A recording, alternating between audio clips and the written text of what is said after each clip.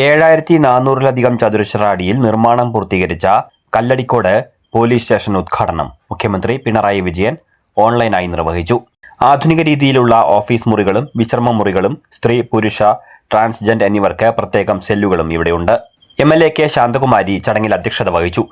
76,000 രൂപ ഭരണാനുമതി നൽകിയിട്ടുള്ള പോലീസ് സ്റ്റേഷന്റെ ഈ കെട്ടിടം വളരെ ഭംഗിയായി ഇവിടെ സൂചിപ്പിച്ചതുപോലെ ഒരു പോലീസ് സ്റ്റേഷൻ ഇത്രയൊക്കെ സൗകര്യങ്ങൾ വേണോ എന്ന് പലപ്പോഴും നമുക്ക് സംശയിക്കാൻ കഴിയുന്ന തരത്തിലുള്ള ദേശീയ അല്ലെങ്കിൽ നാഷണൽ സ്റ്റാൻഡേർഡിൽ നിർമ്മിക്കപ്പെട്ട ഒരു പബ്ലിക് ഓഫീസാണ് നമ്മുടെ Kalladikode police station. Palakkad MP VK Sreekandan, ജില്ലാ പഞ്ചായത്ത് പ്രസിഡന്റ് TM ശശി, ജില്ലാ പോലീസ് മേധാവി അജിത് കുമാർ IPS എന്നിവർ മുഖ്യാതിഥികളായിരുന്നു. Deputy inspector general of police Thrissur range Arul B Krishna IPS വിശിഷ്ടാതിഥിയായി.